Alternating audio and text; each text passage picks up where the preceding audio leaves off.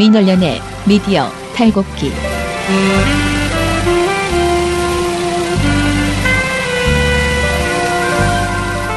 민원련의 미디어 탈곡기 238화를 시작하겠습니다. 즐거운 월요일. 네. 네. 시작부터 가라앉아서.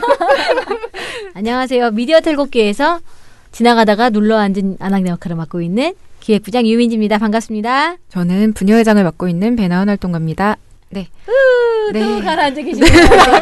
월요일에서 이게 보통 텐션이고 금요일날 제가 이상하게 올라가는 거죠. 아닌데 오늘 아닌데 어두운데. 아닙니다. 그리고 저 지금 월요일 지금 굉장히 또 업돼 있어요. 월요일은 저 울기 직전이란 말이에요 원래는. 어둠은 매체를 이길 수 없다. 안녕하세요. 민원연에서 사무처장을 하고 있는 김원경입니다. 잠을 이길 수 없다. 민원연이 민원연 포럼을 두 번째로 열게 되었습니다. 침몰하지 않는다.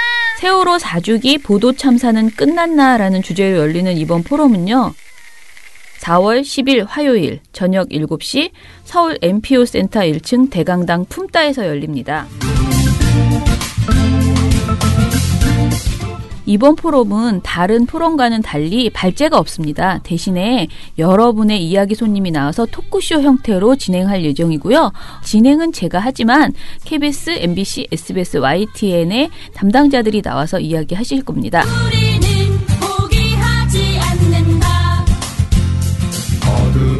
네 분 모두 무슨 이야기를 하시냐면요. 세월호 참사 당시에 자사의 불공정 보도에 대해서 지금 어떻게 진상조사가 이루어지고 있는지 현황을 보고할 거고요. 그리고 이런 보도가 어떻게 하면 다시 나오지 않을 수 있을까에 대해서 자사가 가지고 있는 계획을 나눌 예정입니다.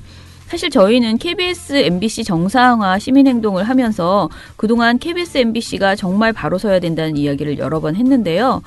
특히 세월호 보도 참사는 가장 많은 비판을 받았던 부분입니다.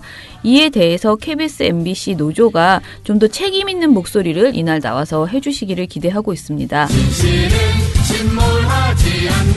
그리고 김진희 세월호 특조위 조사위원이 나오셔서요. 세월호 사건과 관련해서 언론 분야의 진상조사가 어디까지 이루어졌고 미해결 과제는 무엇인가에 대해서 말씀해 주실 거고요. 정수영 성균관대 연구교수가 불공정 보도 참사가 어떻게 하면 다시 재발되지 않을 것인가에 대해서 이야기하겠습니다.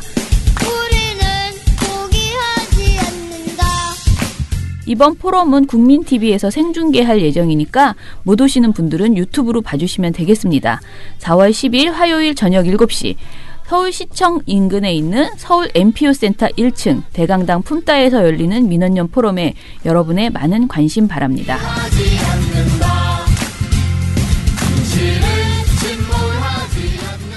아니 지금 박 전 대통령에게 24년이 선고된 지금 이런 날 월요일이라고 우리가 가라앉아 있을 소냐? 제가 월요일 날은 그러니까 주말은 미디어를 접하지 않아서 사실 그냥 누워 있거든요. 네, 알겠습니다. 어쨌든 뭐 좋은 일 있으셨나요 주말에? 아니 주말에 즐거운 일이 아니라 금요일에 박근혜 전 대통령에 대한 선고를 보면서 그 조곤조곤한 그 판사 피고인은 아세요 이거? 네. 끝에 좀 따라하고 싶었는데 연습하고 싶었는데 아무튼 그걸 판결을 보면서 24년 한참 뒤에 뵙겠구나. 그리고 노회찬 의원이 그런 얘기를 했죠. 국민 정서상 사면은 어려울 거다. 내 마음과 같은 분이 또 계시는구나. 이렇게 생각하면서 즐거운 주말을 보냈습니다. 그 여파가 계속 그럼요. 월요일까지 지금까지 업돼 있습니다. 네. 네, 알겠습니다. 축하드리고요. 네. 그러면 근데 사실 오늘부터 광고 하나 새로 들어가지 않나요? 네. 네, 5.18 가짜뉴스 신고센터. 눈을 보고 좀 말씀해 주실래요? 맞으실 수 없습니다. 네. 그럼 방송 진행이 불가능합니다. 네. 5.18 가짜뉴스 신고센터가 오늘부터 저희 광고가 나가고 이제 신고를 받고 있는데요. 5.18 가짜뉴스 신고센터는요. 5.18에 대해서 유언비어 되게 많잖아요. 네네네. 뭐 두 가지입니다. 큰 주류는 두 가지가 보통 있는 것 같아요. 막 시민군이 다 죽였다. 그러니까 실제로 그 무고한 시민들을 죽인 건 시민군이라고 하는 이름의 어떤 게릴라 폭동 부대였다 이런 거랑 또 하나는 북한에서 내려왔다. 뭐 이런 것들이 막 돌고 있더라고요. 그리고 특히 이번 헌법 전문에 이제 5.18 민주화운동이 들어간다고 했잖아요. 그러니까 더 난리를 치는 거예요. 그래서 이런 것들에 대한 여러분들이 신고를 해주시면 나 이런 거 SNS 봤다. 정확한 증거라. 이런 게 돌고 있더라. 이게 사실이냐? 이런 것들 신고센터로 신고해 주시면 그거에 저희가 사실관계를 확인해서 이런 보도가 지금 이런 가짜뉴스가 돌고 있는데 이건 거짓말이다. 뭐 이거는 뭐 진짜다. 뭐 이런 것들을 그 설명하는 보고서나 뭐 다양한 형태로 저희가 신고센터를 운영해서 대응을 하려고 하고 있습니다. 이것은 5.18 기념재단과 민주언론 10년함이 함께하는 광고에 약간 얘기가 그대로 나오네요. 네. 네, 어쨌든 그 멘트 요번에 그 어떤 CM송이랄까요? 광고의 주인공은 유 부장님 아닙니까? 모르는 사람입니다. 아, 그런가요? 네. 저 들어보고 판단하겠습니다. 과연 모르는 사람. 여러분 네. 퀴즈입니다. 누군지 맞춰주세요.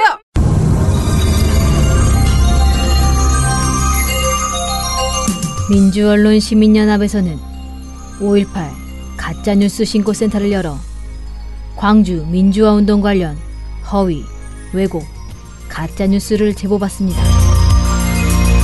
북한 군부대가 광주에 내려왔다. 간첩들의 소행이다 등 카카오톡과 유튜브, 트위터와 페이스북, 종편과 모든 신문방송에 나오는 5.18과 관련된 가짜뉴스를 제보해 주시기 바랍니다. 민원연이 사실관계를 바로잡고 적극 대응하겠습니다. 02-392-0181 02-392-0181로 전화 주십시오.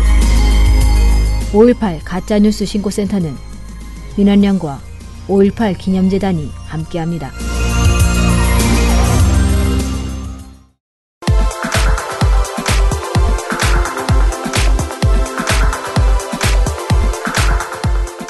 미디어 스크랩 시작하겠습니다. 네. 아유, 또 우리 언론이 나라망신을 또 한 번 시켰다는 소식으로 시작을 해보겠습니다. 네. 오마이뉴스의 기사입니다. 중국의 문 정부 평가 충격적? 해당 교수 그런 말 한 적 없어? 라는 안홍기 기자의 기사인데요. 사건은 이렇습니다. 문화일보가 중국이 한국의 문재인 정부를 지극히 불신한다는 내용의 기사를 냈다고 해요. 근데 그런 얘기를 하면서 이걸 뒷받침하기 위해서 한 이제 중국 대학교 교수의 이름을 대고서 이 교수도 그렇게 생각한다 이렇게 예시를 들었어요. 근데 그 교수가 직접 너무 화가 나서 SNS에 나 그렇게 말한 적 없는데 무슨 소리라는 거냐라고 말하면서 기자한테 항의한 메일도 공개하고 막 이렇게 이런 사단이 났었습니다. 네. 그 문제의 매체는 문화일보입니다. 문화일보가 지난 6일자에 뉴스와 시각이라는 코너로 중국 측의 충격적인 문정부 평가라는 제목의 기사를 냈는데요. 제목부터 굉장히 자극적이죠. 충격적이네요. 네. 충격적이라고 하면은 네. 뭐 이제 아주 부정적이라는 뉘앙스가 담겨 있는데 내용이 지난 3월 마지막 주 중국 민간 인사들이 미국을 이제 워싱턴을 방문했는데 여기에 중국 푸단대 한국 북한 연구센터 소장 등을 포함해서 여러 사람들이 이렇게 포함이 됐는데 이 인사들이 다 문재인 정부 대북 정책에 대해서 악평을 쏟아냈다. 너무 이상적이고 너무 순진하고 너무 책임자가 적고 너무 경험이 부족하다. 이런 얘기를 했다는 거죠. 그 아래 표현도 있습니다. 뭐죠? 청와대 국가안보실의 한 비서관에 대해서는 오만하다는 표현까지 나왔다. 네네. 그러니까 거의 모여서 다 이제 성토를 한 맞아. 그런 한국 느낌으로 문재인 정부 왜 그래? 이상한 거 아니야? 그러니까 중국의 유수 사람들이 알아줄 만한 그런 사람들이 분들이 모여서 네. 미국에 가가지고 워싱턴에 모여가지고 막 이야기하면서 야 한국 정부 왜 그랬지? 이상한 거 아니야?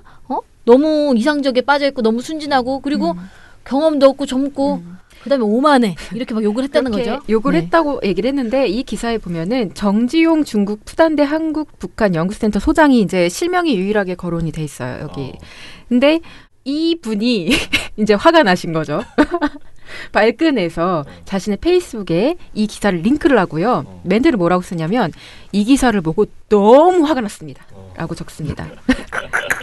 너무 화가 났습니다. 이렇게 하고서요. 뭐라고 쓰냐. 모든 사실을 날조하고 문화일보에 실는 이유가 뭐냐. 정확한 게 하나도 없는데 왜 그런 것이냐. 라고 따졌고요. 네, 이어서 자신이 그 기자에게 아까 말씀드린 것처럼 이메일로 기자한테 항의한 그 내역 다 공개를 하고요. 나는 개인적으로 문재인 정부의 대북 정책을 지지하고 워싱턴에서의 일정과 일정 중에 있었던 내용이 다 사실과 다르게 보도됐고 기사에 이름을 내면서 왜 당사자 인터뷰도 하지 않았느냐. 뭐야 이거? 이 기사 보면요. 이게 뭐야? 이 문재인 정부에 대한 비판적인 평가를 했다라고 한 것들이 이제 전해졌다 하잖아요. 그럼 누가 전했냐? 소식통에 따르면. 누구야 소식통이? 도청기. 이게 익명 보도에 가장 아주 그 수준이 가장 낮을 때 쓰는 게 소식통이거든요. 뭐 청와대 관계자, 뭐 고위 관계자 이런 말 특정인이 있는 건데 소식통에 따르면 그럼 자기 진짜 소식통이에요. 그래서 그게 공개되지 그러니까 익명의 취재원이죠 정말. 그러니까 가장 정보가 낮은 거죠. 신뢰 가능성이 가장 낮은 게 소식통에 따르면으로 쓰고 있습니다. 문화일보가. 네, 그래서 정 교수 말로는 이제 그분이 계속하는 말로는요. 중국은 일단 한국의 대북 정책에 대해서 되게 만족스러워하고 있다. 왜냐하면 이게 북한하고 관계 개선을 통해서 전쟁 분위기를 없애면 이게 중국의 국가 이익하고도 부합이 된다는 것이죠. 근데 어떻게 이런 상황에서 충격적인 문정부 평가 이런 기사를 낼 수 있는지 모르겠다. 라면서 오마이뉴스에 이제 너무 화가 나서 인터뷰를 전화 통화를 했다고 해요. 그래서 중국 사람들이 그런 가혹한 평가 내리는 거 난 들어본 적이 없다. 그리고 자신이 그 오전에 그러니까 7일 오전에 그 해당 기사를 작성한 기자하고 통화를 했는데 이게 소름입니다. 네, 여기가. 문재인 정부에 대한 평가는 중국 사람이 아니라 다른 사람의 이야기를 듣고 자신이 종합해서 내린 결론이다. 현직 과정에서 그런 일이 벌어진 것 같다. 너무 미안하고 당혹스럽다라는 말을 했다는 거예요. 자 이런 겁니다. 갑자기 자기가 기사 이름 자기 바이라인이 들고 나갔는데 이 사람이 교수가 이렇게 얘기했다 하면서 막 충격적인 말이었다고 막 쓴 거야. 쓰긴 썼어 우선. 근데 그냥 넘어갈 줄 알았는데 중국 사람이었어. 근데 갑자기 그 사람이 본 거야 자기 기사를. 그러면서 막 항의를 하니까 깜짝 놀란 거지 기자는. 그래서 아니 그 문재인 정부에 대한 부정적인 평가는 중국 사람이 아니라 다른 사람 이야기를 듣고 내가 종합해서 내린 결론인데 그것도 이렇게 얘기했다가 생각해보니까 자기가 쓴 것도 아닌 것 같아. 그래서 편집 과정에서 그런 일이 벌어진 것 같다. 자기 말이 돼? 바이라인은 내 건데 사실 이거 쓰면서 자기는 충격적이라고는 안 썼을 수도 있어. 그냥 중국에서 뭐 이런 일이 있었고 뭐 이런 얘기가 나왔다 그러고 썼을 수도 있는데 기사 과정에서 이렇게 된 것 같다는 자기도 당황한 거죠. 편집 과정이면 데스크가 했다는 건가? 그러니까 우선 여기 뭐 기사에 따르면 그렇습니다. 그렇죠? 기사에 따르면 그렇게밖에 평가될 수 없잖아요. 자기도 그냥 썼는데 우선은 말이 기자가 아니 중국 사람 중국 사람 이야기가 아니라 중국 사람이 이렇게 평가했다고 써놨는데 기사에는 그러니까. 중국 사람이 아니라 다른 사람 이야기를 듣고 자기가 종합적으로 판단을 했고 그런데 데스크 과정에서 좀 이런 게 있었던 것 같고 근데 이 기사의 미안하고. 제목을 제가 한 번 더 말씀드릴게요. 네. 중국 측의 충격적인 문정부 평가. 그러니까 이게 뭐야? 그러니까 자기도 놀랬어. 우선 전화 올지 아니 몰랐어. 놀라면 데스크랑 싸우고 이름을 빼야죠. 자기 납득할 수 없는 기사면 자기 이름을 빼야죠. 데스크가 만약 그랬다면 정말 나쁜데 맞아. 보통의 기자라면 자존심이 있으면 그러니까 뭐 정말 막내 기자고 막 진짜 인턴이라서 막 이것 때문에 결정이 된다. 그럼 이해가 되겠는데 그러니까 약간 수정된 게 아니라 완전 사실관계를 왜곡했잖아요. 자기가 취재한 내용을 데스크가. 그러면 보통 싸우죠. 싸워서 내 이름 이럴 거면 내 이름 넣지 마세요. 이렇게 싸운단 말이에요. 근데 그렇게 하지 않고서 나중에 그것도 먼저 해명하지 않고 취재 그 대상자가 이름 대상자가 너무 화가 나서 SNS에 올리고 항의 전화를 하니까 이렇게 답변을 했다는 거는 이건 데스크 핑계를 댈 만한 문제는 좀 아닌 것 같고요. 아니, 나 진짜 궁금하네. 아니 중국 측 소식을 중국 사람 말고 다른 사람한테 취재를 했다는 건 뭐야? 다른 사람 이야기를 들어서 종합적으로 자기가 평가했대잖아요. 다른 사람 이야기 들어서 종합적으로 자기가 평가한 다음에 중국 측 문정부 평가 충격적 이렇게 측이라는 표현에는 뭐 여러 가지 대상이 포함되긴 하는데 네. 자기도 이제 중국 사람이 되고 싶었을 수도 있어요. 그리고 내용의 기사는 대부분 복수의 소식통에 따르면 그러니까 여러분들도 이 청취자분들도 기사를 보실 때 소식통 나온다. 요거 약간 의심해 보여야 됩니다. 소식통? 보통 이게 북한 소식 그리고 해외 소식이 많이 나오는데 뭐 대북 소식통에 따르면 그리고 복수의 소식통에 따르면 약간 이게 출처가 모호해지는 개념이거든요. 그러니까 요거가 달린 기사는 유심히 보셔야 된다. 그렇죠? 네. 월요일 아침부터 첫 소식 죄송합니다. 이런 저도 좀 스트레스 받네요. 안 그래도 월요병 때문에 힘든데.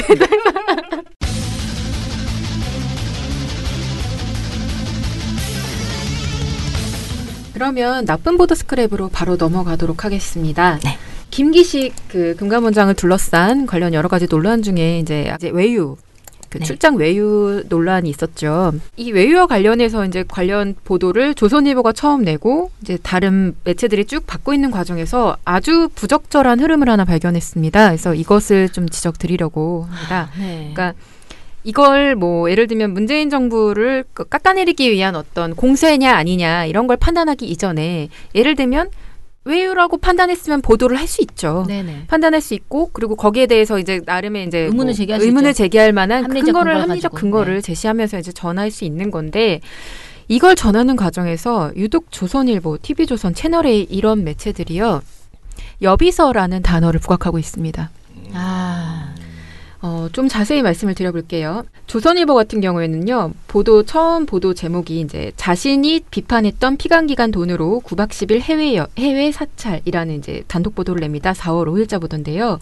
이 보도는요, 도입부에서요, 맨 처음에 그 김기식 금감원장이 해외 사찰을 다녀온 것으로 확인됐다라고 말한 바로 그 직후에 당시 사찰에는 김 원장의 여비서도 동행했다라고 그 정보를 바로 붙여줍니다. 이게 첫 단락에 있는 정보예요. 왜 이게 정말 중요한 정보였던 네. 거죠. 그 조선일보한테는. 그렇죠. 리드를 뽑을 때는 원래 그쵸. 리드는 가장 중요한 걸 핵심이죠. 뽑는데. 그러니까 네. 리드만 읽고 사람들이 이제 더 안 읽어도 좋다라고 판단될 만한 핵심 내용을 정보를 넣어주는 넣는 건데 거죠. 네. 그 정보 중에 여비서가 동행했다라는 걸 꼭 넣어주고 싶었던 거예요. 그리고 이 기사 소제목으로 여비서와 연구원 직원 4명 동행이라는 소제목이 또 달려 있습니다. 아, 여비서랑 다른 연구원도 간 거예요? 네. 단둘이 간 게 아니라? 근데 리드 왜 그렇게 뽑았어? 제가 질문하고 싶은 게 계속 그거예요. 아, 그러니까 다른 직원들 동행 이런 것보다 지금 계속 여비서라는 표현을 써서 어떤 여성 그 수행자의 신분을 부각하고 있는 거죠. 성별을. 둘이 뭔가 있나 보다. 이렇게 것처럼. 지금 네. 가는 거구나. 온라인으로만 송고한 이제 온라인 송고용 보도가 하나 더 있는데요. 같은 날입니다. 김기식 여비서 동반 해외 출장 정치권 큰 따옴표 이런 경우 못 봤다. 저 정말 깜짝 놀랐습니다. 이 기사 제목을 보고서요. 네, 이옥진 기자의 기사인데요. 해외 출장이 여비서가 동행한 것도 이례적이란 반응이 나왔다라고 하면서 그래. 이제 뭐 한 보좌관의 멘트들을 막 따줘요. 근데 그 보좌관 멘트가 기가 막힙니다. 국내 출장을 가더라도 방을 잡는 문제 등 때문에 이성 보좌관이 수행하는 경우는 없다. 그건 아니다. 뭐야? 그건 아니다. 네, 말도 안 되는 헛소리를 하고 있고요. 지금 그러면서 이옥진 기자는 당시 그 김 원장 출장에 동행했던 여비서가 지금 현재는 어디에서 근무하는지 막 이런 근무처까지 이렇게 얘기를 해준단 말이에요. 근데 예를 들어서 김기식 원장의 해외 출장에 대한 어떤 적절성 여부를 따지고 싶다면 그리고 그걸 거기에 이제 부적절하게 그 돈을 써가면서 다른 부대 인력을 불필요하게 데려간 거 아니냐라는 의혹을 제기하고 싶다면 두 가지를 따져야죠. 아까 말씀드린 것처럼 그 출장에 보좌관 동행이 필요한 출장이었느냐 애초에. 또 하나는 만약에 필요했다면 그 동행한 보좌관이 그 업무에 필요한 직무 능력을 가지고 있는 사람이냐. 이 두 가지를 보면 되는 거거든요. 다른 건 사실 필요가 없습니다. 근데 조선일보는 그 다른 것보다 지금 먼저 뭘 하고 있느냐? 여성을 데려갔다. 정치인과 여비서. 그렇죠. 요 그림을 만들어주고 있는 거죠. 어디서 얼마 전에 본 그림과 같이 매치시키는 거죠, 지금. 네, 근데 그냥 딱 까놓고 얘기해서 이 그림은요, 안희정 충남전도지사를 떠오르게 하는 그 그림입니다. 왜 저희가 이렇게 더 의심하느냐면요, 아까 말씀드린 그 온라인 송고용 제목 그 보도 기사 있죠. 거기에는 온라인 기사에는 대부분 밑에 해시태그가 달려 있어요. 네. 해시태그를 제가 한번 읽어드릴게요. 첫 번째 해시태그 여비서와 출장. 두 번째 해시태그 안희정 비서와 출장. 뭐야? 세 번째 해시태그 KIEP 전액 부담. 네 번째 김기식 상습입니다. 상습? 네, 이 모든 멘트들이 세 번째 해시태그 말고 아니, 여비서와 출장, 안희정 비서와 출장, 대박. 김기식 상습. 나 궁금한 거는 그게 조선일보 기사예요? 네, 조선일보 기사 그 홈페이지 자기가? 자신 그 자신들이 홈페이지에 다- 들어가면 와. 네이버에 올리잖아요. 그 다- 네이버에 들어가서 그냥 응. 검색되는 조선일보 기사 누르면 조선일보 홈페이지로 싹 들어가지죠. 네. 그 기사 밑에 달려있는 해시태그가 이렇게 4개가 달려 있습니다. 그 자기네가 붙였다는 거잖아요. 해시태그. 본인이 다른 거예요. 이건 네이버가 붙여준 것도 아니고 어머. 조선일보가 직접 여비서와 출장 뒤에 안희정 비서와 출장이라고 뒤에 붙여놓은 거예요. 조선일보 홈페이지 기사지. 네, 홈페이지 기사입니다. 그리고 맨 뒤에는 김기식 상습이라고 돼 있는데 뭐지? 이게 뭘 상습했지라는 느낌을 주죠. 이건 전부 전반적으로 성추문으로 오인받을 수 있도록 만들어 놓은 어떤 이미지들입니다. 어머. 야 이건 대박. 정말 구역질러죠. 자, 조선일보가 이렇게 했으면 누가 따라서 하겠습니까? 동아일보. 네, TV조선이죠. 친구 왜 가족이 먼저지? 아이고, 네. 네. 조선일보 보도 이후에 같은 날 저녁입니다. TV조선이요. 피감기관 돈으로 해외 사찰, 여비서 동행이라는 보도를 내놓습니다. 근데 이 보도도 마찬가지로 제목에 여비서가 들어가 있고요. 이 보도를 내놓은 정수양 기자는 멘트를 치는데요. 김기식 금융감독원장이 여비서와 함께 해외 시찰을 다녀온 건 지난 2015년 5월 말입니다. 이렇게 얘기하고 그 직후에 또 한 번 김 원장과 수행 여비서가 열흘 동안 쓴 예산만 항공료와 숙박비를 포함해 모두 3천만 원에 달합니다. 그 돈을 여성과 썼다라는 이미지를 계속 부각을 해주고 있어요. 그러니까 사실은 닦아놓고 이렇게 쓴 거죠. 돈 받아가지고 피감기가 돈 받아가지고 분류하려고 놀러 갔다. 뭐 성추문이다 하여튼 너 아주 부적절한데 썼네. 이렇게 그런 걸로 계속 보여주고 있는 거죠. 네, 그렇게 채널A도 비슷합니다. 제목에는 그 여비서라는 표현이 들어가지 않는데요. 보도에 이런 표현이 들어가죠. 정치권에선 동료 의원도 없는 해외 시찰에 여성 비서관까지 대동하고 간 것도 매우 이례적이란 반응이 나옵니다. 그리고 이 보도에 온라인 송고용 제목을 거절한 의원도 있는데 여비서까지 대동, 이례적 이렇게 뽑습니다. 네. 같은 날 이 이슈를 SBS도 다룹니다. 근데 SBS는 어떻게 다루느냐? 보도 제목이요. 피감기관 예산으로 해외 출장 논란 이렇게 돼 있고요. 제목은 물론이고요. 보도 내 어떤 문구에도 비서 성별이 언급이 안 됩니다. 왜냐? 이게 핵심이 아니고 중요한 그쵸. 게 아니기 때문이겠죠. 만약에 외유성 출장이냐 아니냐 이게 그죠. 그리고 그게 핵심이면 로비 출장이냐 아니냐 이 문제죠. 피감기관에 그렇죠. 어떤 로비를 받은 거냐. 그래서 그걸 이행했느냐 여부가 사실 핵심인데 정말 그러니까 이거는 사실 전형적인 어떤 옐로우 저널리즘적인 행태인 거예요. 요 관련된 논란을 맨 처음에 의혹을 제기한 건 조선일보잖아요. 근데 자사가 제기한 어떤 논란의 핵심을 자사가 지금 계속 풀이는 거예요. 받아쓰기. 중요하지 않아 그게. 우리 이거 논란 제기했는데 사실 그 논란에서 중요한 건 그게 아니야. 이거 여비서를 보라고 이렇게 얘기하고 있는 거예요. 그러니까 아니 지금 제가 인터넷에 쳐봤더니 저 네. 지금 듣고 너무 놀라서 진짜 그런 기사가 있나? 쳐봤더니 있죠. 지금 계속 나오고 있습니다. 아니 연관 검색어가 김기식 의원 치면 연관 검색어가 여비서입니다. 네, 그렇게 나와요. 그러니까 네. 프레임을 그렇게 짜서 아이고. 벌써 이미 한 바퀴 돌아서 성공하고 있는 거죠. 네. 그리고 한국당도 그걸 멘트를 할 때 여비서 어쩌고 저쩌고 하니까 네, 그걸 오늘도. 큰 따옴표로 따면서 관련 보도가 또 나오고 있죠. 네, 오늘도 한국당이 계속 그 여비서 문제를 계속하면서 황제 출장 이렇게 지금 표현을 하고 있고요. 네, 그래서 참 구역질나는 네. 행태고 저는 이거를 그렇게 여비서 큰 따옴표 발언을 하는 그 정치인들의 발언을 큰 따옴표를 이렇게 받아 쓰는 매체들도 똑같다고 생각합니다. 똑같고 이 프레임을 맨 처음 만들어낸 조선일보의 악독함은 이루 말할 수 없는 것이고요. 그래서 참 이게 이 논란이 아무리 우리가 객관적으로 그래 언론으로서 어떤 의혹이 있으면 제기해야지라고 하려고 보려고 해도 지금 제기하고 있는 이 태도를 보면요. 정상적인 어떤 언론이 할 수 있는 태도가 아니다. 그런 생각이 좀 들어요. 그래서 여러분들도 이런 보도를 보면 악플 많이 남겨주시고 네, 비추 이런 거 많이 눌러주시고요. 정말 함께 분노를 해주셨으면 합니다. 다음 나쁜 보도 혹시 준비된 거 있나요? 저희가 지금 지방선거, 그러니까 2018 전국 지방선거 미디어 감시연대를 발족을 했잖아요. 이 미디어 감시연대에서는 일주일을 쭉 통틀어서 신문, 방송, 종편에서 나쁜 보도 1, 2, 3위를 뽑습니다. 그렇죠? 네. 뽑아서 그 다음 주 월요일에 발표를 하는데요. 네, 이번에 제가 신문 제가 후보로 뽑다 보니까 이거는 그냥 지나치면 안 되겠다. 여러분들과 함께 이야기를 나눠보고 싶다. 하는 기사가 하나 있어요. 저희 오늘 다 약간 하수연이죠. 나만 알고 있을 수 없다. 여러분들도 함께 고통받아주세요. 여러분들이 혹시나 지나쳤을까봐. 이거 칼럼이라서 지나칠 가능성이 조금 있어요. 네.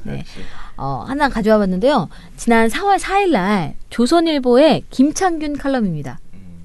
이분도 약간 셀럽인데 요즘 안 셀럽인가요? 제가 이제 곧 셀럽 만들어 드려야겠습니다. 이분 제목을 읽어보겠습니다. 중임제 되면 차기 죽이기 경쟁 벌어진다. 개헌에 대한 입장이에요. 그렇죠? 개헌에서 청와대가 이제 낸 개헌안이 대통령 4년 중임제라는 거예요.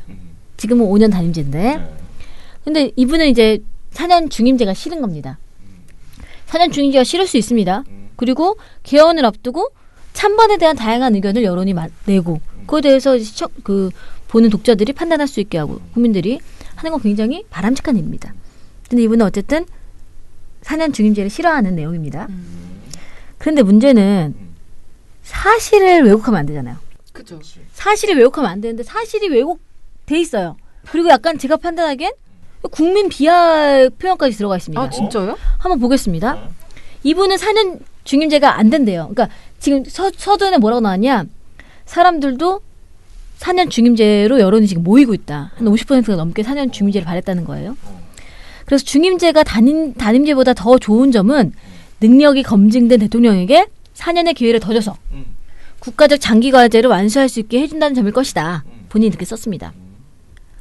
근데 4년 중임제는 자기는 안 되잖아요. 거기서 이유가 드러납니다. 근데 우리 국민은 바꾸는 것을 유난히 좋아하는 편이다. 무슨 말이에요? 우리나라 사람들은 바꾸는 걸 워낙 좋아해. 그래서 우리나라는 4년 한 다음에 중임제가 될 가능성이 별로 없는 거예요. 우리나라 국민은 바꾸는 걸 좋아해요. 그러면 뭐야 이게? 말하면 무슨 문제기가 이럴 거 아니에요. 그러면 근거를 대야 될 거 아니에요. 근거를 댔습니다. 뭘? 무슨 근거를 댔냐?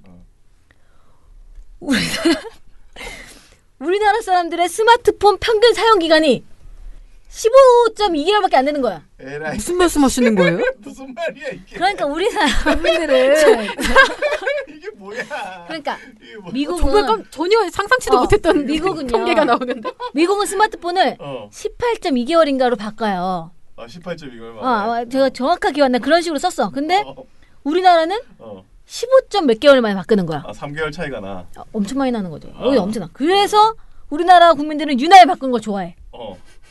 그러니까 4년 중인데 안 돼. 야, 이건 뭐. 야, 이거 기적의 논리인데. 대단한 근거 아닙니까? 나는 어떻게 이 얘기를 하면서 스마트폰을 갖고 왔지? 여러 개 찾다가 바꾸는 게 그것밖에 없었구나. 아니, 스마트폰을 바꾸는 이유는요, 여러 가지 있어요. 뭐, 요금 정책의 변화라든가, 아니면 기기가 뭐, 금방 고장 나가는 거나, 여러 가지가 있을 수 있습니다. 그런데 스마트폰 기기를 바꾸는 걸 갖고 와서, 우리나라 국민들은 유난히 바꾸는 걸 좋아해. 사실은 유난히 바꾸는 걸 좋아해라고 표현했지만 실증을 잘 내. 이렇게 얘기한 거거든요. 그렇기 때문에 4년 중임제 안 될 거야. 이렇게 얘기하면서 그러면서 그 뒤에 뭐라고 또 썼냐면 국회의원 물갈이 수도 되게 높대요. 근데요. 사실 조선일보의 계속 주장 뭐냐면 국회의원 물갈이해야 된다는 거거든요. 6선, 4선, 5선 너무 많으니까 이런 게 물갈이 돼야 된다는 거고요. 그런 걸 빼고 물갈이 비율이 높다는 건데 사실 그런 걸 빼고라도 우리는 계속 초선이나 다양한 사람들이 많이 국회에 진출할 수 있어야 된다. 왜냐하면 우리나라가 너무 지금 국회가 지역 편중되어 있고 뭐 누구 선대에 있고 이렇게 돼 있으니까 그게 아니라 비례대표제를 더 많이 넓혀서 더 많은 신진이 들어와서 전문성을 살려서 역할을 하게 하는 게 좋겠다. 이런 이야기들이 사실 쭉 방향이에요. 역사의 진행 방향, 민주주의 진행 방향. 근데 갑자기 조선일보도 맨날 물갈이 해야 된다고 해요. 그러면서 물갈이 비율이 너무 높아서 국민들이 물갈이 비율이 높은 거는 실증을 잘 내기 때문이에요. 그렇게 얘기 나옵니다. 그래서 우리나라 국민은 바꾸는 걸 좋아하기 때문에 중임제를 할 대통령이 나오기 어렵다는 겁니다. 자, 아까 말했죠. 앞에 서두에 뭐랬냐. 중임제의 좋은 점은 4년 동안 한 사람들이 다시 시민에 와서 8년 한다는 거. 그래서 국가적 중장기적 과제를 할 수 있다는 건데. 그거는 제대로 말했네. 그런데 우리나라 국민들이 실증이 잘 나기 때문에 어차피 이게 도입돼도 8년 할 사람이 없는 거예요. 오히려 5년이 4년으로 줄은 그런 결과가 나온다는 거예요. 그래서 안 된다는 거예요. 이거 한 다음에 또 하나 또 나옵니다. 제가 이것 때문에 사실 갖고 온 거예요. 선거 문제로는. 그리고 또 현역 대통령들이 재선에 도움이 되는 방향으로 권력을 동원하겠다는 유혹을 뿌리치기 힘들 것이다. 그러니까 앞에 이제 미국의 닉슨 대통령 사례를 들어요. 재선하려고 이제 오버하다가 이제 범법행위를 한 거가 나오는 건데 어쨌든 그 얘기를 하면서 우리나라 현역 대통령들은 재선에 도움되는 방향으로 권력을 동원하려고 하는 유혹을 뿌리치기 힘들 거다. 또 돼야 되니까. 그래서 대통령이 부패한 정치 풍토를 적폐로 규정하고 사정기관이 청산에 나서는 모양새를 취하면 문제 삼기도 어렵다. 어디서 많이 들어본 얘기죠. 이게 무슨 말이냐면 현역 대통령들이 재선에 도움되는 방향을 하기 위해서 권력을 동원하는 유혹을 뿌리치기 어렵죠. 이런 유혹에 빠져서 이 대통령이 적폐로 딱 규정한 다음에 사정기관을 동원해서 이 썰기 시작하면 그거를 문제 삼기 어려워진다는 얘기죠. 즉 지금 벌어지고 있는 행태가 지금 문 대통령이 그리고 적폐청산하고 사정기관을 동원하는 건 사실은 정권 재차출을 위한 거지 실제로 청산하는 과정이 아니다라는 내용이 빗대어 들어간 겁니다. 그러면서 뒤에 또 한마디 더 나옵니다. 현 정권을 향한 검찰과 경찰의 충성 경쟁이 거의 광기를 띠고 있다. 이 앞에 거를 붙여주는 겁니다. 뒷받침하는 이야기입니다. 그러면서 이명박 전 대통령에 대한 수사랑 한국당 후보들에 대한 경찰 수사를 거론했습니다. 이건 완전히 이명박 죽이기였다. 현 정권에 검찰이 코드 맞추기 한 거다. 그리고 한국당 후보들 나올 때마다 경찰 수사하는 거 이거 오보라고 했습니다. 제가 지난번에 말씀드렸죠. 하는 것도 경찰이 지금 문재인 정부에 납작 엎드릴 거다. 자, 이런 거가 지금 광기 수준을 띄고 있는데 자, 이것만 봐도 어떻게 정권이 앞으로 적폐를 규정해가지고 어떻게 할지 뻔히 보이는 거 아니냐. 이렇게 이야기한 겁니다. 그래서 그러니까 이 전 대통령을 검찰과 경찰의 충성 경쟁으로 비롯된 무고한 희생자로 만들었죠. 그 다음에 그 경찰도 질세라 자유한국당 지방선거 후보들이 결정되기를 기다렸던 듯이 맞춤형 수사에 착수하고 있다. 라고 하면서 야당 탄압 이미지 만들고 했습니다. 사실 왜곡한 겁니다. 그러니까 제가 이야기하는 건 뭐냐. 중임제 싫을 수 있습니다. 4년 중임제 싫을 수 있죠. 저도 고민해요. 4년 중임제가 좋을까? 5년 단임제가 좋을까? 이런 고민 한단 말입니다. 그런데 그런 걸 근거를 내려면은 제대로 된 근거를 내야 되는 거예요. 그런데 국민들은 스마트폰을 자주 바꾸는 거 봐라. 우리 국민들은 바꾸는 거 좋아해서 어차피 8년 하는 대통령은 안 나올 거야. 또 하나는 지금 현재 정권 봐라. 얘네가 지금 실제로 제대로 하고 있는 게 아니라 권력을 위해서 지금 자기네 권력을 계속 유지하기 위해서 적폐청산이란 미명하에 지금 사정기관 동원해서 다 정적들을 쓸어내리고 있는 거야. 근데 이게 더 노골화될 거야. 지금 하는 거 봐. 너무 심각한 거 아니야? 이 광기야. 이렇게 하면서 사실을 왜곡하고 국민들을 비하하는 표현들을 쓰면서 이 4년 중임제가 싫다. 이야기하는 이 칼럼. 제가 여러분들께 소개를 안 드릴 수 있겠습니까? 그렇군요. 네. 얘기할 수밖에 없습니다. 네. 네, 뭐 간만에 크게 웃었습니다. 네. 전혀 안 웃던데요? 네. 네. 마음으로 웃었습니다. 네, 알겠습니다. 저희가 이제 선거 기간이라서 선거 관련 모니터 소식도 이제 종종 전해드리려고 하는데요. 이거는 뭐 지금 나쁘다 이런 걸 떠나서 웃기다 이래서 한번 써본 보고서가 있습니다. 네, 무엇이 우리 배낭 활동가를 방긋 웃게 했을까요? 네, 아예 제가 정말 방긋 웃었는데요. 뭐냐면 최근에 이제 문재인 대통령 지지율이 아무래도 고공행진을 이어나가니까 그러면 어떻게 되느냐? 관련 선거를 준비하는 민주당 소속 의원들이, 그러니까 예비 후보자들이 후광 효과를 기대하고 이렇게 선거 캐치프레이즈에다 다 이렇게 대통령 사진 넣고 이름 넣고 하는 행동들을 하죠. 이게 다 후광 효과를 기대한 어떤 대통령 마케팅인데 지금 동네에 지금 다 대통령이 그래서 그러니까 지금 문 대통령과 인연이 없는 자는 누구인가? 다 사진 찍었어. 그렇죠. 현수막에 다 그냥 대통령이 그냥 지금 맞습니다. 그래서 이게 참 과열 현상이 되면 이 현상 자체가 굉장히 사실은 좀 좋지 않은 현상이에요. 왜 그러냐면 유권자들이 이렇게 딱 봤을 때 저 사람은 내가 뽑았을 때 어떤 일을 잘하겠구나 이런 생각을 하고서 뽑게 되는 게 아니라 얼마나 친한가 대통령하고의 친분만 이렇게 부각이 되는 거죠. 그래서 이미지로만 사실 이렇게 투표를 하게 되는 것이기 때문에 이런 마케팅 자체가 사실은 좋은 마케팅이 아니에요. 굉장히 언론이 비판에 마땅한 마케팅입니다.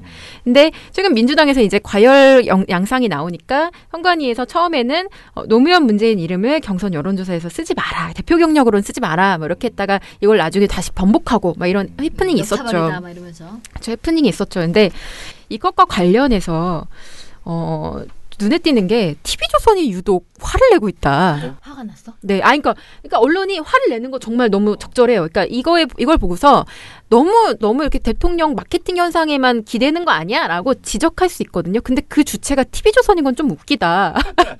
원래 TV조선은 원래 대통령 마케팅을 되게 좋아하는 데인데. 그래서 제가 오늘 그 말씀을 좀 드려보려고 해요. 제가 왜 이런 보고서를 쓰게 됐냐면 일단 이렇게 민주당에서 좀 이제 논란이 일어난 이후에 TV조선이 바로 직후에 어떤 보도를 내놓느냐. 너도 나도 문노 마케팅 당 제안 추진이라는 보도를 먼저 내놓습니다. 근데 앵커가 맨 처음에 말할 때 이렇게 시작해요. 대통령의 인기에 편성해 보겠다는 전략이긴 합니다만 과거에도 많이 봤던 모습이라 썩 신선하게 느껴지진 않습니다.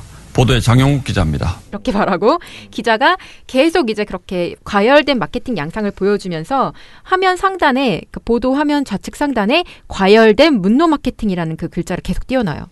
그러니까 그리고 온라인 송고연 제목으로도 문재인 노무현 마케팅 심해도 너무 심해 이렇게 송고를 한단 말이에요. 그러면 전반적으로 좀 부정적으로 보도를 하고 있는 거죠. 이틀 뒤에도 TV조선은요. 복심, 달림, 너도 나도 친문 마케팅 이렇게 보도를 하면서 여당의 친문 마케팅 모습을 전달하겠다면서 좀 과열된 양상을 계속 보여줍니다. 그러니까 기사가 지금 한 건이 아니라 지금 2건 또 있었던 거예요? 네, 또 있어요. 네. 야. 주말에 또 나왔어요. 그러니까 너무 관심 많은데. 그러니까 정말 딱 보면은 이 친문 마케팅에 대해서 너무너무 관심이 많고 너무너무 좀 부정적이야. 그러니까 되게 신경 쓰이고 이건 있으면 안 되는 일이라는 느낌을 줘요. 정리해야겠어. 네. 그래서 TV조선이 언제부터 이렇게 정론 언론이 되었는가. 그래서 고민을 했던 게 왜 그러냐면 지적 보도 이 자체로는 문제가 없는데 과거의 유사 사례 때는 전혀 그런 지적을 내놓지 않고 오히려 독려를 했다가 이런 마케팅을 최근 들어서 유독 여권의 대통령 마케팅에 이렇게 약간 좀 냉정하게 비판을 쏟아낸다면 의심이 된다는 거죠. 이게 기준이 정권하고 시기에 따라서 달라지는 거 아니야? 이런 의심이 좀 든다는 거죠. 그러니까 지금 이 보도가 문제라는 게 아니라 네. 그래서 과거에 어떤 보도를 내놨는지를 조금 말씀드릴게요. 우선 대표적인 것만 좀 몇 가지 보면요. 2014년 지방선거 당시에 TV조선은요. 네. 대전 승부 박풍이 가른다라는 보도를 내놨습니다. 2014년 1월 15일자 기사입니다. 근데 박풍일 때 이 박은 박근혜겠죠. 네. 그래서 이번 지방선거에서도 인물이나 당의 세력 못지않게 박근혜 대통령의 영향력이 당락을 좌우할 수 있습니다. 라고 얘기를 해요. 근데 이게 지금 TV조선이 논조라면 이 뒤에 비판이 나와야 되거든요. 네. 이렇게 나오면 안 됩니다. 이렇게 해줘야 되는데 뒤에 뭐라고 하냐면요. 6.4 지방선거 오늘은 대전입니다. 대전 등 충청권 현재 박근혜 대통령에 대한 지지세가 강한 곳입니다. 네, 이번 지방선거에서도 인물이나 당의 세력 못지않게 박근혜 대통령의 영향력이 이 선거 결과를 좌우할 것 같습니다. 이재민 기자입니다. 선거의 여왕 박근혜는 없지만 박근혜 대통령에 대한 충청권의 여전한 지지율이 이번 선거에서도 위력을 발휘할 수 있습니다. TV조선 이재민입니다. 이렇게 얘기를 해주는 거죠. 그러면 이 보도를 보고 새누리당 당사자들을 향해서 야 아직 효과 있으니까 써봐 라고 독려해주는 느낌이 들거든요. 진짜로. 지금 선거운동을 지금 원래 전략본부장이기 때문에 제가 이야기하기 때문에 네. 이런 짓을 몇 번 해준 다음에 선거가 끝났어요. 그러면 끝난 다음에라도 지적할 수 있죠. 근데 어떤 보도를 내놓느냐. 박근혜 마케팅 효과 통했다. 이런 보도를 내놓습니다.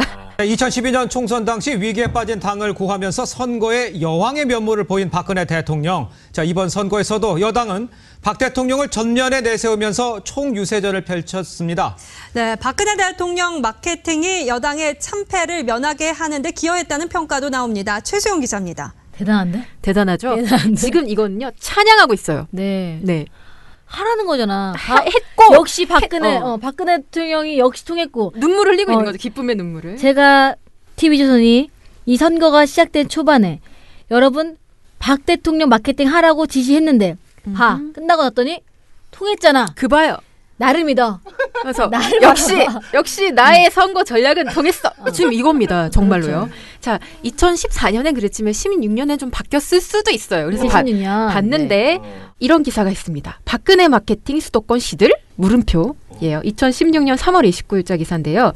네, 새누리당의 또 다른 고민은 탈당한 의원들조차 박근혜 마케팅을 하고 있는 영남에서와는 달리 이 공천 과정에서 불거진 여러 악재들로 지금까지의 가장 확실한 마케팅 방법이었던 이른바 박근혜 마케팅이 수도권에서는 잘 먹히지 않고 있다는 것입니다. 수도권 표심을 읽을 수 있는 대목입니다. 최원희 기자입니다. 안타까워. 네, 누가 봐도 이건 안타까워하고 있는 거죠. 그래서 이제 어떻게 박근혜 마케팅을 써서 이런 걸로 고민하고 있는 의원들을 비난하고 있는 게 아니라요. 이게 누가 봐도 확실한 마케팅 방법인데 이게 그러니까 안 먹혀서 지금 고민인 거예요. 그래서 안 먹혀서 고민인 거고요. 자, 여기 덧붙여서요. 지난 19대 총선에서는 수도권에 출마하는 새누리당 후보들이 박 대통령과 친분을 강조했지만 20대 총선에서는 분위기가 많이 바뀌었습니다라고 하면서 계속 분위기 바뀌었고 효과가 어떻게 바뀌었는지에 대한 현상 분석만 하고 있죠. 자, 다른 보도도 있습니다. 여 자체 분석 영남 최소 10석 잃는다라는 보도인데요. 앵커가 이렇게 말해요. 그만큼 대구 민심이 예전 같지 않다는 건데 그래서 이제 박근혜 마케팅이 다시 좀 불거지고 있다면서요? 네, 그렇습니다. 자, 그러면 만약 비판하고 싶으면 기자는 여기에 대해서 네, 등장했는데 이거 부적절한 케이스인 것 같습니다. 과열입니다. 이렇게 말해줘야 되죠. 자, 기자가 이렇게 말합니다. 이제 최경환 의원이 대구 경북 선대위원장을 맡으면서 또 이제 이른바 TK 맹주다라고 이제 불리고 있는 상황인데 그러다 보니까 좀 근심이 깊어지는 것 같습니다. 이제 최경환 의원이 어제 대구 서문시장을 방문을 해서 박 대통령이 대구 선거에 대한 걱정이 너무 많이 되다 보니까 밤잠을 잘 이룰 수 없을 것 같다 뭐 이런 취지의 얘기를 했는데 이제 그래서 이번에 출마한 후보들이 좀 마음에 안 들더라도 박근혜 대통령을 위해서 기회를 한 번 더 주는 게 어떻겠냐 뭐 이런 취지의 발언까지 했습니다. 뭐 이런 멘트를 한 걸 보여주고요. 김무성 대표가 박근혜 정부가 식물 정부가 되는 걸 막아야 된다라고 발언했던 것, 그런 멘트들을 막 보여주는 거죠. 비판이 없습니다. 그냥 소개를 해주는 거예요. 비슷한 식인데요. 싸늘한 TK 민심, 결국 무릎사제. 여기에서도요. 새누리당이 박근혜 마케팅을 아주 노골적으로 펼치는 그 모습을 그냥 보여줘요. 그러면서 비판이 전혀 없고요. 그냥 야당과 무소속 돌풍에 안방을 내줄 상황으로 몰리자 돌파할 방법은 박근혜 마케팅뿐입니다. 박근혜 정부의 성공을 위해 힘을 모아달라며 지지층 결집을 호소합니다. 그리고 여기 덧붙여 더 황당한 거는요. 이렇게 말해요. 때마침 미국과 멕시코 순방을 마치고 귀국한 박 대통령의 고민은 그만큼 커졌습니다. 대구 경북의 냉랭해진 민심이 새누리당에 반대하는 표로 연결될 경우 자칫 박근혜 정부의 정책 추진력이 눈에 띄게 떨어질 수 있습니다. 사실은 그 보도를 보면은 2016년에 자기가 24년에는 박근혜 마케팅 해라 이렇게 해서 지시해가지고 봐봐 됐어 이것까지 보여줬는데 자기도 사실 이게 그때 여러분들이 기억하실지 모르겠지만 2016년 상황은 그 김무성 이른바 옥새 사건이라고 해서 옥새파동 그러니까 공천을 마지막 도장 안 찍어주고 도망간 거죠. 새누리당 김무성 대표가 유승민 의원의 지역구가 포함된 5곳의 후보 확정을 보류했습니다. 이른바 옥새 투쟁에 나서며 승부수를 던진 건데 이 지역의 후보들은 김 대표의 날인이 찍힌 공천장을 받지 못하면 사실상 출마가 어려워집니다. 그래서 박근혜랑 사실 박근혜 전 대통령이랑 갈등이 있는 상황이었거든요. 그리고 대구에서도 뭐 유승민 이런 사람들 이제 공천 안 한다 막 이런 논란이 막 있는 상황이어서 좀 혼란했어요, 여당이. 그때 박근혜 대통령의 고심이 너무 깊었다. 자기도 사실 전략이 잘 모르겠어 지금. 그래서 뭘 해준지 계속 방송으로 친박과 가까운 후보들을 계속 내비쳐주면서 이런 측면 지원밖에 못한 거죠. 실제로 정통법을 못하고 그런 안타까움이 그대로 묻어나는 그런 보도네요. 네, 그리고 예를 들면 이렇게 정치권의 고민만 담아준 게 아니라 박근혜 대통령이 그렇죠. 당시에 선거에 직접 개입을 하는 듯한 양상을 보였었죠. 뭐 정통시장에 막 방문을 하고 막 돌아다니는 행보를 보면은 자기가 좀 찍은 후보들을 유세해주는 듯한 행보를 보였단 말이에요. 근데 이런 게 있습니다. 전통시장 방문 격려. 보도 제목이에요. 뭐 물음표 안 붙어 있습니다. 그냥 격려라고 붙어 있고요. 네, 당시 박근혜 대통령이 선거를 앞두고 전통시장을 방문해서 진박 마케팅에 나섰다라는 사실을 이렇게 전달하면서요. 비판이 한마디도 없습니다. 그냥 경기는 한파만큼 얼어붙었지만 시장 유세에 강한 박 대통령을 향한 반응은 뜨겁습니다. 친박계 내부에는 박 대통령이 외부 활동을 하면서 이른바 진박 후보들의 부진을 반전시킬 것이란 기대감도 있습니다. 다만 요 멘트는 있죠.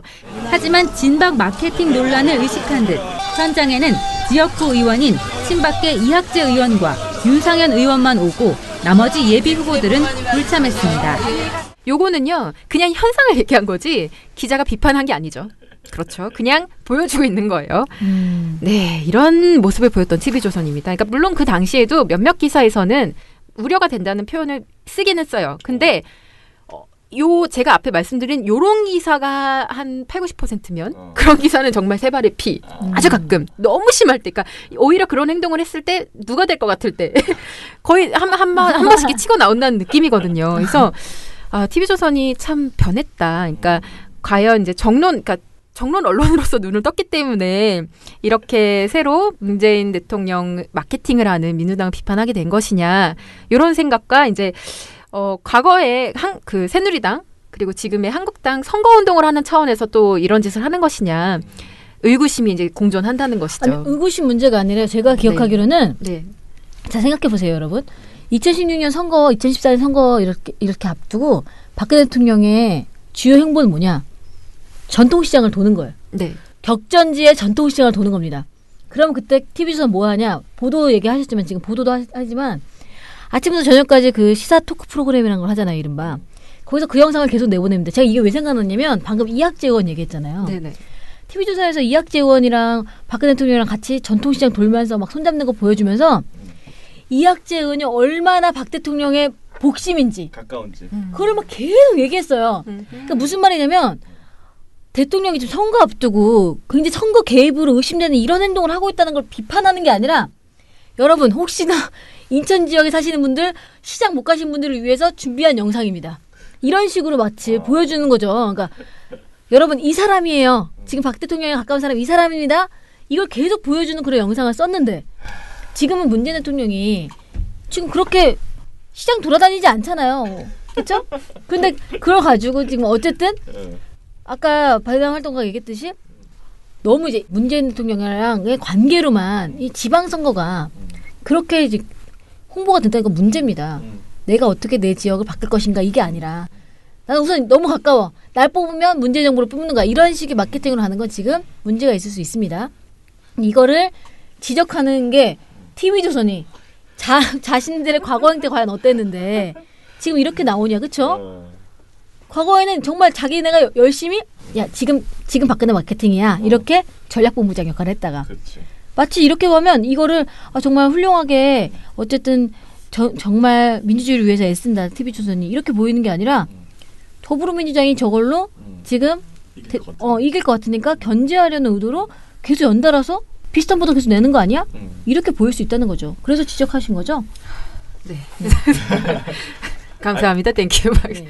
네, 그렇긴 한데 뭐 저는 어쨌든 TV조선이 생각이 바뀌었을 수도 있다. 시간이 지나면 잘못된 것에 대해서 바로잡고 새로운 관점을 세울 수 있는 거죠. 근데 그게 이제 과연 선거운동인지 아닌지, 그러니까 선거운동 차원에서 하는 어떤 그래 나쁜 짓인지 아닌지는 네, 그때그때 바뀌는 그런 이중잣대인지 아닌지는 이후 나오는 쑥 보도들을 보면 사실 명백하게 알 수 있는 것이죠. 그래서 지켜보겠다라는 의미로 그리고 이렇게 재밌는 거 여러분도 한번 봐주세요라는 의미로 보고서를 썼습니다. 그래서 네, 오늘 한번 이 이야기를 나눠보았습니다.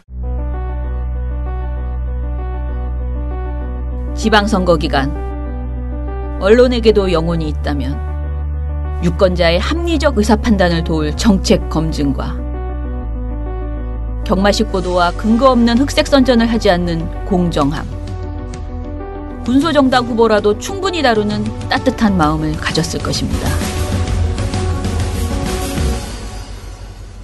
단언컨대 불공정 선거보도를 접하신 여러분의 제보는 가장 완벽한 선거보도를 만듭니다. 2018 전국 지방선거 미디어 감시연대 1661-0999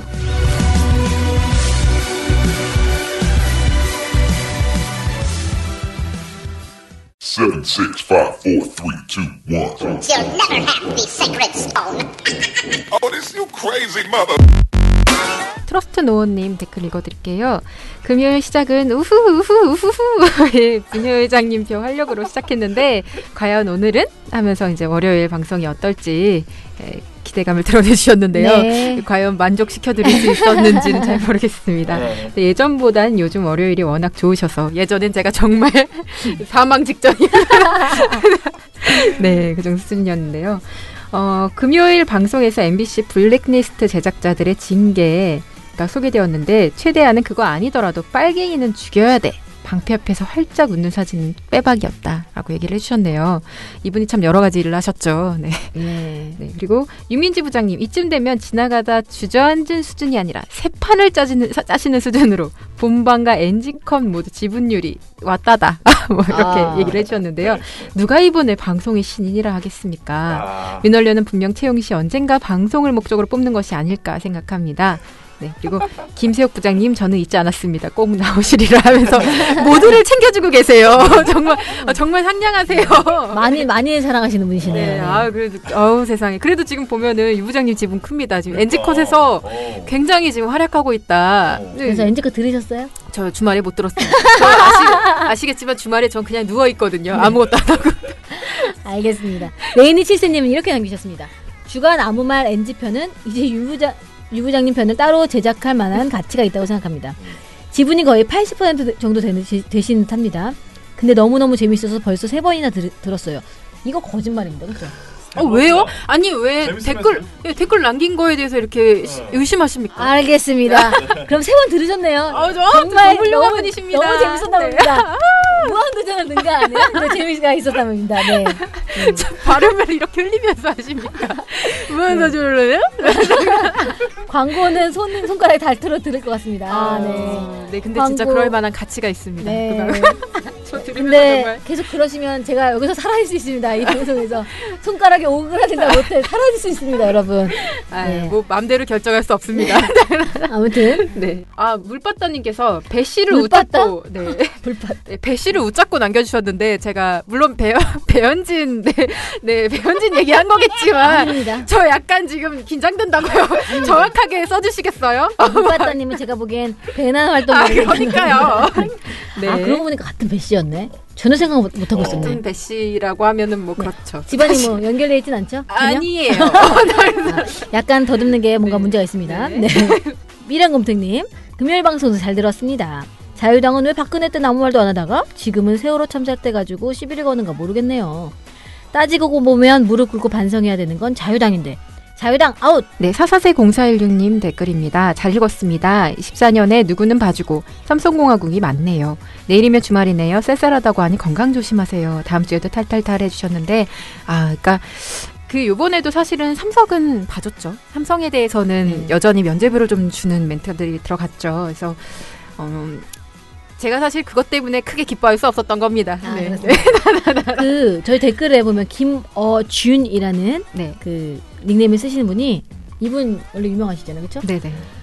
그때 실시간 방송들 당시 박근혜 판결이 있을 때 뭐 KBS는 어땠고 MBC는 어땠고 뭐 이런 것들을 생중계를 다 캡처하셔서 지금 MBN은 이재용 판결할 때 하필 광고를 내보내더라. 뭐 이런 거. 정말 나쁘네요. 네. 정말이라면. 그게 사실이라면 그렇죠? 그리고 MBN은 또 이재용 판결 나올 때쯤엔 갑자기 패널과 대담을 들어가고 그래서 판결에 집중할 수 없게 하고 이런 내용들을 쭉 쓰셨는데 저희도 한번 이거 확인을 해보겠습니다. 채널 A도 이제 삼성 판결 나올 때쯤에 판사 목소리를 끊고 대담을 시작했다. 와, 정말이라면 진짜 치졸하네요, 진짜. 네, 그러면서 뭔가 컨트롤 타워가 있는 게 아니냐 이런 의문을 제기해 주셨습니다. 네, 알겠습니다. 오늘 이번에도 댓글 남겨주신 분들 모두 정말 감사드리고요. 제가 오늘은 월요병이 그렇게 심하지 않았습니다. 오늘은 좀 그래도 컨디션 비교적 괜찮았고요. 그래서 여러분들 듣기에 괴롭지 않으셨는지 어땠을지 모르겠네요. 네, 오늘부터 광고 시작되는 것도 한번 내용 잘 들어주시고 네, 누가 했는지 광고 누가 했는지 한번 맞춰주셨으면 좋겠고요. 네. 그럼 미디어 탈곡기 민얼련 미디어 탈곡기는 여기서 마무리하도록 하겠습니다. 네, 민얼련의 미디어 탈곡기는 내일도 열심히 털어드리겠습니다. 탈탈탈 안녕.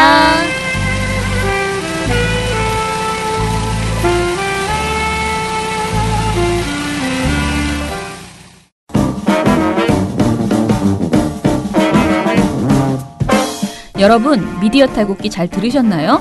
민원연은 1984년부터 우리 사회 언론 민주화를 위한 걸음을 우직하게 걷고 있습니다. 특히 왜곡, 편파, 막장 뉴스가 만연한 상황에서 민원연의 언론 감시 활동은 더욱 중요합니다. 민원연 회원이 되어 저희에게 힘을 주세요. 민원연 홈페이지 ccdm.or.kr에 오셔서 회원가입을 신청하시거나 02-392-0181로 전화 주시면 됩니다. 한 달 10,000원의 회비가 언론을 바꿉니다.